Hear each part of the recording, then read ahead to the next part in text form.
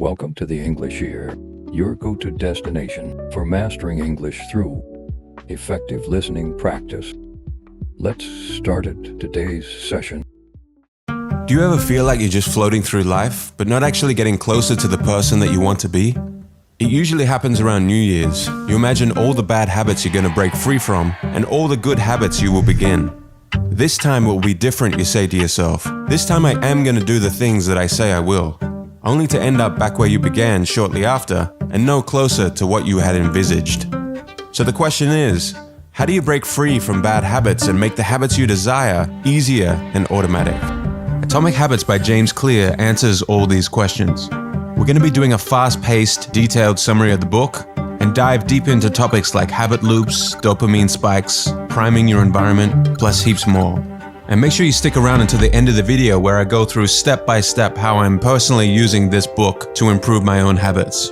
I hope this summary inspires you to go out and grab a copy of the book for yourself, because this book deserves a space on everyone's bookshelf. Let's jump into it. Imagine a plane taking off and traveling from New York to Los Angeles. Just before takeoff, you adjust the plane just slightly by 3 degrees or around 80 inches. If you were to keep flying in a straight line, you would end up closer to Tijuana in Mexico than in your intended destination of Los Angeles. And the same goes for our habits.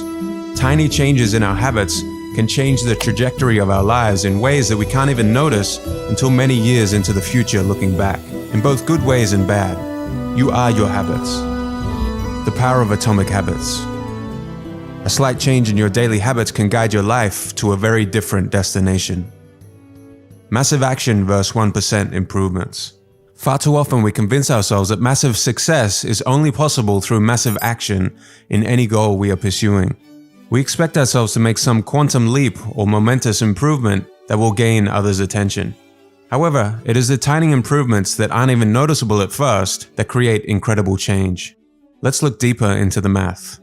1% better every day for a year will compound to 37 times better, but 1% worse every day over a year will bring you close to zero. Your habits can compound against you in the form of things like stress or negative self-talk, or they can compound for you in the form of things like knowledge, productivity, skills, and relationships. Success is the product of daily habits, not once-in-a-lifetime transformations. The truth about progress. When you start any endeavor in your life, here is what you think should happen: linear progress. But here is what actually happens. Notice this section here in the beginning. Small changes in our progress are not even noticeable. James Clear refers to this part of the graph as the valley of disappointment. You've done so much, you've put in so much effort, and you can barely see any results. This is where most people fail and slip back into their old routines. The most powerful outcomes of any compounding process are delayed, so patience is required. Goals versus systems. Forget about goals, focus on systems instead. A goal is the result you want to accomplish. Systems deal with processes that lead to the results. The conventional wisdom suggests that the best way to achieve anything we want in life, be it getting into better shape, building a successful business, or spending more time with family, is to set specific, realistic goals. But if you completely ignored your goals and focused only on your systems, would you still succeed? The author of this book argues that you would. Here are some problems with only having goals. Successful and unsuccessful people share the same goals, so therefore the goal cannot be what differentiates winners from losers. Achieving a goal only changes your life for that moment in time. Goals can create an either-or conflict. Either you achieve the goal and succeed, or you don't and you're a failure, even if you are making progress in the right direction. When you achieve a goal, what do you do after? If your goal was running the local marathon, chances are after completing it, your motivation will quickly fade and you will just slip back into your old routines. Goals are good for setting a direction, but systems are best for making progress. A system of atomic habits. The problem with changing your habits is not you. The reason why you repeat the same bad habits for so long isn't because you don't want to change, but because you have the wrong system for change. Atomic habits are small routines and behaviors that accumulate to produce incremental positive outcomes over time. Big breakthroughs tend to get more attention than small improvements, but what really matters are the little daily decisions and actions we take. Just as atoms are the building blocks of molecules, atomic habits are the building blocks of remarkable results. There are 3 layers to behavior change. The first layer is changing outcomes, the result. Losing that weight, writing that book, or winning the season. The outcomes are what you get. The second layer is changing your process, what you do, the new workout routine, or developing a daily reading habit. And the third layer is changing your identity, what you believe, your worldviews, and how you think about yourself and others. Most people focus on the outcomes, but the best way to change your habits is by focusing on the person you want to become instead of the results that you want. The goal isn't to learn an instrument, it's to become a musician. The goal isn't to run a marathon, it's to become a runner. When something you want in your life becomes part of your identity, that is when your behaviors will start to naturally change. When you tell yourself and others, "I'm a runner," you want to live up to that identity. Remind yourself, every time you do a workout, you are an athlete. Every time you write a line of code, you are a programmer. And each time you instruct your team, you are a leader. The habit loop. A habit is when something becomes repeated enough times that it becomes automatic. Ultimately, we want our habits to solve problems in our lives with the least amount of effort. A habit is formed and reinforced by means of a continuous feedback loop. Cue, craving, response, reward. The key to creating habits that stick is to create feedback loops that are continuously being improved. Cue, phone buzz. Craving, want to know who messaged. Response, pick up the phone. Reward, solve the problem of who messaged. Cue, mind goes blank at work. Craving, want to alleviate the frustration. Response, check social media. Reward, satisfy the need to feel less frustrated. Over time, rewards become associated with cues. So in this example, checking social media becomes tied to your mind going blank at work. And then checking Facebook may be the cue to check Instagram, which becomes the cue to watch YouTube. And before you know it, your mind going blank cue has led to 20 minutes of wasted time. And the more you repeat these habit loops, the stronger and more automatic they become. Cues can really be anything: a smell, a sound, a sight, a person, a location. Try to think of any cues in your daily life that are initiating your good or bad habit loops. So how can we influence the habit loop to work for us? This book shows us the 4 laws that will guide us to do just that. Law 1. Make it obvious. Most of your current habits are so automatic that you don't even realize them. You must first become aware of your habits before you can change them. You can achieve that with your habit scorecard. Write down all your daily behaviors on a habit scorecard, from the moment you wake up until the moment you go to bed. Your scorecard may look something like this. Based on whether it helps you become the person you aspire to be, categorize each habit as positive, negative, or neutral. At this stage, we aren't trying to change anything, but just observe what is actually going on in our daily lives. Until you make the unconscious conscious, it will direct your life and you will call it fate. Carl Jung. Vagueness is a real problem when it comes to habit formation. And studies have shown that quite often the reason people fail to stick to a habit is not because of a lack of motivation, but because of a lack of clarity. One day I will get into shape is easy to say to yourself, but too vague to get any momentum. What you need is a time and a place. The most common cues, time and location, will help you achieve your goals. Clearly state your intention to act using the following formula. I will behavior at time in this location. Here is a bad example. I will read more this month. Here is a good example. I will read a book for 15 minutes daily at 6 a.m. in the spare bedroom. Another good way to get a habit started is by habit stacking. To stack habits, tie a desired habit to an existing habit according to the following formula. After current habit, I will new habit. For example, after I brush my teeth, I will stretch for 5 minutes. You can stack habits together. For example, after you finish brushing your teeth, you will meditate for 10 minutes and then plan the rest of your day before checking social media. A chain of habits is more likely to be sustained if you practice this consistently. Choosing the correct trigger is essential. You need a trigger cue. Your trigger should be something that you do automatically without fail during your day, such as waking up, turning off your alarm, or brushing your teeth. James Clear tells us in the book that motivation is highly overrated. You can better shape your behavior by designing your environment. We are more influenced by our environment than our willpower or motivation. It's hard to stick with positive habits in a negative environment. Environment is the invisible hand that shapes human behavior. Creating a habit requires you to redesign the space around you to 1. Make it easier to see the cues for the desired habits, and 2. Avert bad habits by making them invisible. If you want to drink more water, make the cues visible and obvious. Place water bottles around the house in places you are likely to see them. Want to read more? Place the book somewhere where you'll see it. And if you want to get better on guitar, don't leave it out of sight in the closet. Context is the cue. Objects in the environment do not determine our behavior, rather it is our relationship to them that does. Stop seeing your environment as a place simply filled with objects. Imagine it as a place filled with relationships.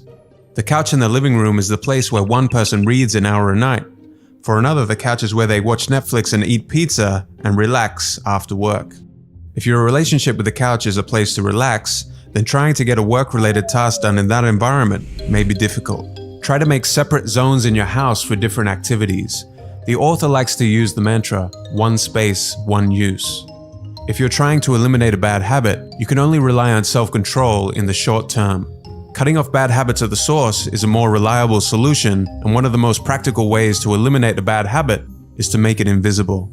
Eliminate it from your environment. For example, put your phone in another room for a few hours if you have trouble getting work done. Or put junk food out of sight or remove it from your house if you're trying to lose weight. Law 2. Make it attractive. When we expect to be rewarded, we take action. The more rewarding an action is, the more likely we are to repeat it until it becomes a habit. Hence, the first step to forming good habits is to make them more attractive. Understanding how dopamine affects your body will help you.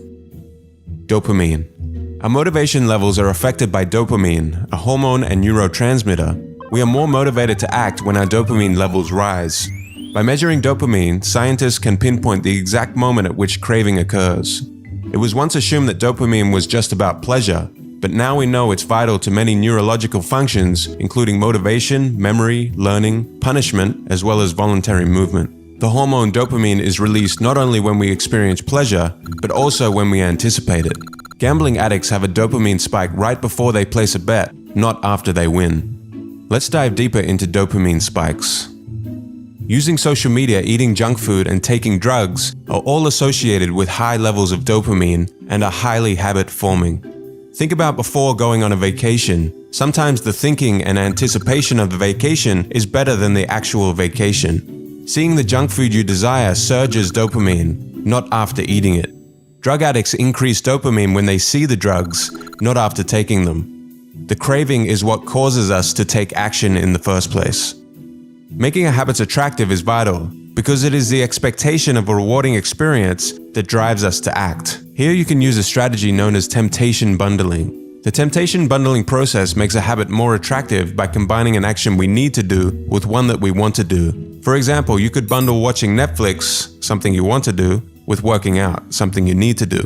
Temptation bundling applies a psychology principle known as Premack's principle. Developed by Professor David Premack, the Premack principle states, more probable behaviors will reinforce less probable behaviors. In other words, even if you're not looking forward to doing some exercise, you become conditioned to do it because you get to do something else you really enjoy. Group influence. We are continually wondering, what will others think of me, and altering our behavior based on the answer. We are influenced by the people closest to us and the groups that we belong to. If you're trying to build a good habit, one of the best ways to reinforce the habit is to find and become part of a culture where that habit is the norm. If you want to get into better shape, surround yourself with fit people. If you want to read more, join a book club. Primal motivators, the source of cravings. In your normal everyday life, you wouldn't say something to yourself like, I want to eat pizza because I need to consume this food to survive. Surface level cravings are merely manifestations of our deeper underlying motives, and these underlying motives guide our behavior. Here are some examples from the book of underlying motives. Conserving energy, obtaining food and water, finding love and reproducing, connecting and bonding with others, winning social acceptance and approval, reducing uncertainty, achieving status and prestige. Your brain did not evolve with a desire to smoke cigarettes, check Instagram every 5 minutes, or to play video games. Online platforms and products do not invent new motivations, but rather appeal to the underlying motives of human nature that we already have to gain our attention. Your habits are modern-day solutions to ancient desires, new versions of old vices. The underlying motives behind human behavior remain the same. People who have the underlying motive of connecting with others may jump onto Facebook. Others seeking the underlying motive of finding love and reproducing may sign up for Tinder. If you want to reduce uncertainty, there's Google for that. And seeking social acceptance, there's Instagram. Reprogramming your brain to enjoy hard habits. You can make hard habits more attractive if you can learn to associate them with a positive experience. By highlighting the benefits of a habit rather than its downsides, you can quickly reprogram your mind and make it seem more appealing. For example, fitness equals health and well-being and not fatigue, cleaning the house, an environment conducive to peace of mind and not wasted time, saving money, future financial freedom and not sacrifice. Make it unattractive. To break a bad habit, do the same but highlight the benefits of not doing that habit to make it as unattractive to keep doing as possible. Law 3. Make it easy. How long does it actually take to form a new habit? During habit formation, a behavior becomes increasingly automatic as it is repeated. As you repeat an activity, your brain changes in order to become more efficient at doing it. Long before neuroscientists dug into the process of forming habits, repetition was known as a powerful tool for establishing habits. You activate particular neural circuits associated with habits every time you repeat them. So framing habit formation in terms of time is flawed. It should be framed in terms of number of repetitions. Reducing friction, the law of least effort. The more energy required, the less likely it is to happen. It takes almost no energy to get into the habit of reading one page of a book each day. Habits are more likely to occur when they require less energy. The bigger the obstacle, the more friction there is between you and the desired outcome. If you need to travel 20 minutes out of your way to go to your gym, chances are you will not. But if your gym is located on your commute to work, you will greatly decrease the friction. By making your good habits more convenient, you're more likely to stick to them. Your life will be easier if you find ways to reduce friction rather than trying to solve it. In order to build better habits, we have to find ways to reduce friction associated with our good habits and increase friction associated with our bad habits. Priming the environment for use. By automating or setting up your environment, you can reduce the friction for future action. For example, I will lay out my workout clothes the night before, so when I get up, I can get moving in the morning. Or to prepare a healthier breakfast, place the pan on the stove, cooking spray on the counter, and gather the ingredients the night before. Again, to reduce any friction. Using the 2-minute rule to stop procrastinating. Using the 2-minute rule can help you establish small habits that will lead to success in bigger ones. Find a simple 2-minute version of your desired habit. You want to scale down your desired outcome. Running a marathon becomes putting on your shoes and stretching for 2 minutes. Reading an hour per day becomes reading 1 page. You need to get the routine anchored in place and then slowly build up the difficulty. After you've mastered the 2-minute habit, you can progress to the next phase. To make something more difficult, think about ways you can create barriers of friction between yourself and the bad habit. Make it as impractical as possible. If you want to watch less TV, unplug the TV after each use and put the remote in an inconvenient location. When you go shopping, leave your credit cards under the seat of the car if you have a bad habit of spontaneous spending. Do anything you can to make your bad habits less likely to occur. Law 4. Make it satisfying. The most important rule of behavior change. A feeling of pleasure is a message to the brain, this feels good, let's repeat this next time. When you experience pleasure, your brain learns that a behavior is worth remembering and repeating. What is immediately rewarded is repeated. What is immediately punished is avoided. The first 3 laws increase your chances of doing the habit this time. The last law increases your chances of repeating the habit next time. The mismatch between immediate and delayed returns. It is common for us to feel good about our immediate results, but bad about our long-term outcomes when we practice bad habits. It is the opposite with good habits. The immediate result is unpleasant, but the ultimate outcome is satisfying. A certain amount of success in just about every field involves ignoring an immediate reward for the long-term one. It is best to add a little immediate pleasure to the habits that will pay off in the long run, and a little pain to those that don't. The vital thing in getting a habit to stick is to feel successful. Even if it's in a small way, the feeling of success is a signal that your habit paid off and the work was worth the effort. It is satisfying to make progress, and you can monitor your progress using visual measures such as moving paper clips, hairpins, or marbles. These little wins can go a long way. For example, for each sales call you make today, move a marble from one jar to the complete jar. For each 25 minutes of writing, move a paper clip. Visual measurements can take many forms: diet journals, workout logs, download progress bars, or even page numbers in a book. Keeping a habit tracker may be the best method to monitor your progress. Using a habit tracker is a simple way to determine whether you did a particular habit. Tracking becomes a reward in and of itself. Crossing a task off your to-do list, completing an entry in your exercise log, or writing an X on the calendar is satisfying. In spite of your best efforts, it is inevitable that life will interrupt you at some point. A bad day at work, a bad performance, or a bad workout can happen to anyone. When you're having a bad day, you don't realize how valuable it is to just show up. Lost days hurt you more than successful days help you. Don't break the chain. Every time you cross a day off your calendar for a given habit, you are creating a chain. Showing up is so important. Missing 2 days or links in a row is the start of a bad habit. Even if you usually do 50 push-ups, just do 10 on that given day if that means not breaking the chain.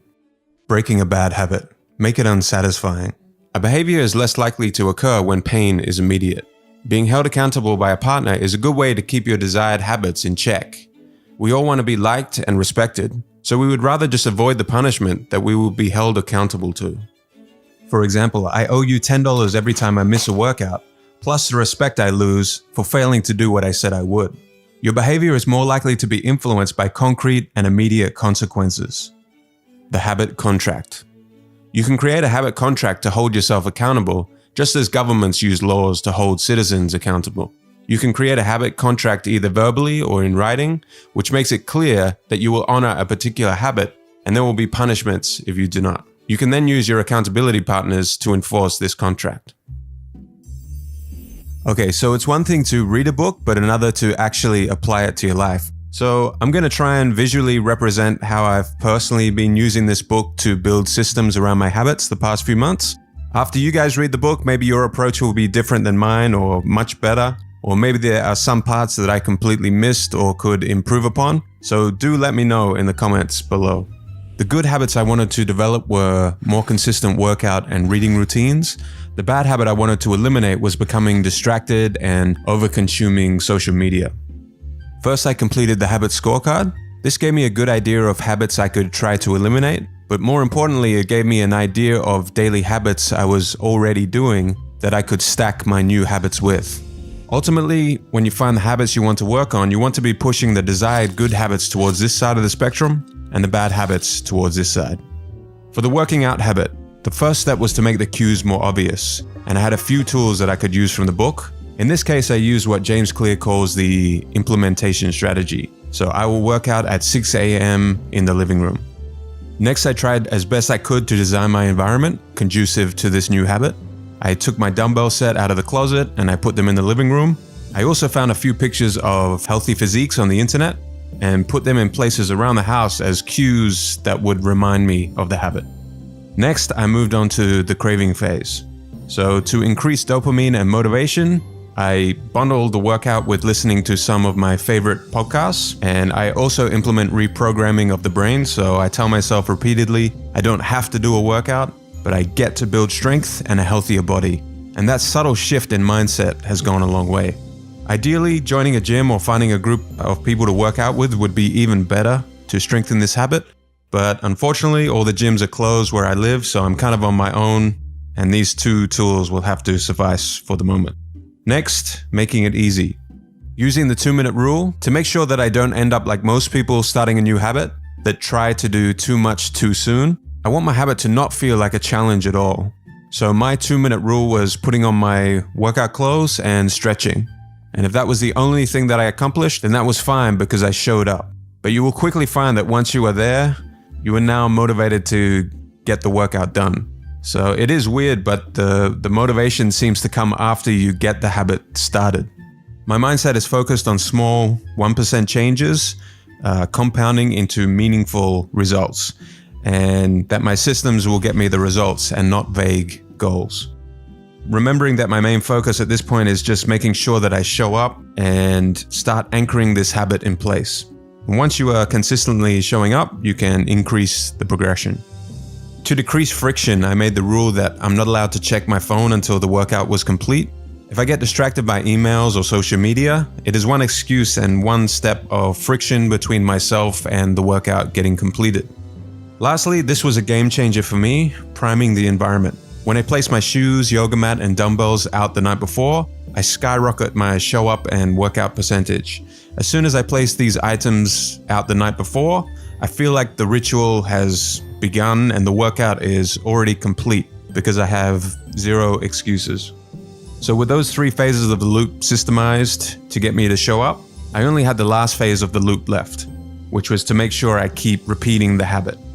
I use both of these tools somewhat together to close out the loop. I use a habit tracker. Crossing the day off the calendar becomes the reward, and it also forces me to not want to break the chain. I also take a picture of my calories that I burnt, and I send that picture to my partner, and that also increases the satisfaction. Mindset-wise, I begin with identity, and I remind myself after each workout that I want to become the kind of person that enjoys fitness and doesn't miss workouts. I don't put all my focus on outcomes such as I want to be 10 kilograms lighter by such and such a date. And I also remind myself that I need to be patient for the results and that I'm probably still somewhere in this valley of disappointment before I will see those results. I went through the same process with the reading habit with a few minor changes. So I used the habit stack.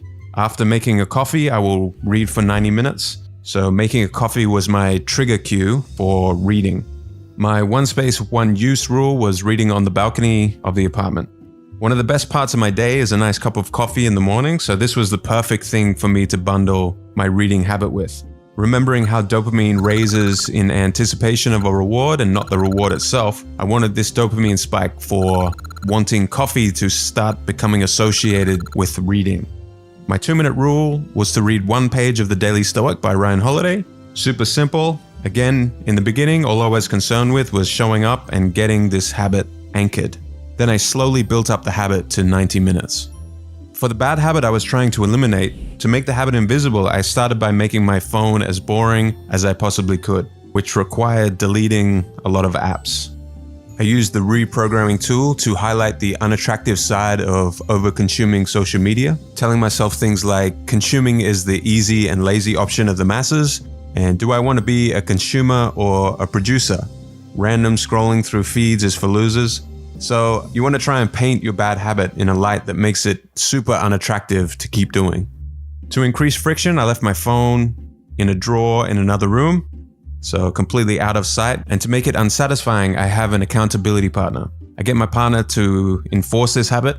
The punishment is if she sees me using social media during work time, I owe her $10. So that is how I've been using this fantastic book, guys, to get great results so far. Go out and grab a copy of this book for yourself if you haven't already.